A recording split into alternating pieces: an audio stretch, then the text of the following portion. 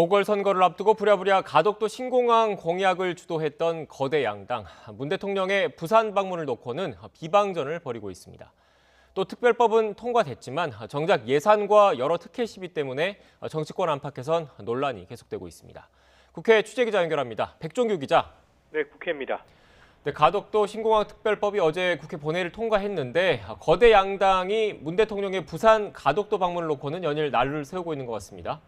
네, 먼저 특별법 통과 이후 지역 의원들 사이 갈등이 수면 위로 떠오른 국민의힘은 청와대와 여당 비판에 주력하고 있습니다.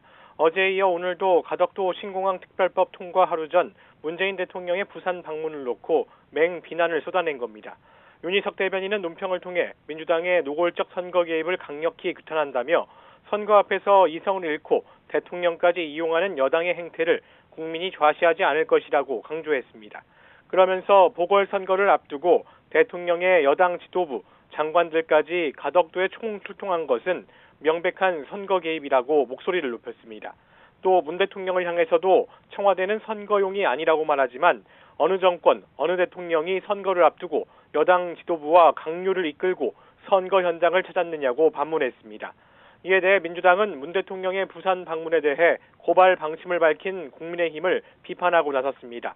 허영 대변인은 논평에서 국민의힘이 국가 균형 발전에 역행하는 반헌법적인 행위를 중단해야 한다고 강조했습니다. 대통령이 균형 발전을 위한 정책을 점검하는 것은 당연한데 이를 두고 주호영 원내대표가 직권 남용, 선거법 위반을 검토하겠다며 고발 카드를 들고 나온 것을 이해할 수 없다는 입장입니다. 또 이번 일에 탄핵을 언급한 것은 국민 분열을 조장하는 행위라고 강조했습니다. 네, 백종규 기자. 정부와 여당은 2030년 안에 신공항 건설을 마무리 짓겠다 이런 계획을 세웠는데 앞으로 갈등은 불가피할 것으로 보인다 이런 관측도 나오고 있죠? 네, 그렇습니다. 신공항 착공까지 넘어야 할 사안이 많습니다. 특히 건설비를 둘러싼 논란이 대표적인데 사전 타당성 조사를 진행하는 국토부는 신공항 건설에 최대 28조 원이 넘게 들 것이라고 예상 입장이지만 부산시는 공사비가 부풀려졌다는 반발하고 있는 상황입니다.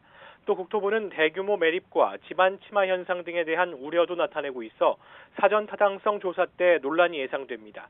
이와 함께 특별법은 필요한 경우 예비 타당성 조사를 면제할 수 있게 했지만 기획재정부가 사전 타당성 조사만으로 공항 밑그림을 그리는 것이 부족하다고 판단하면 예비 타당성 조사를 밀어붙일 가능성도 있습니다.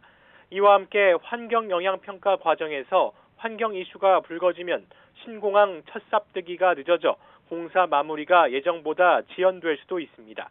지금까지 국회에서 YTN 백종규입니다.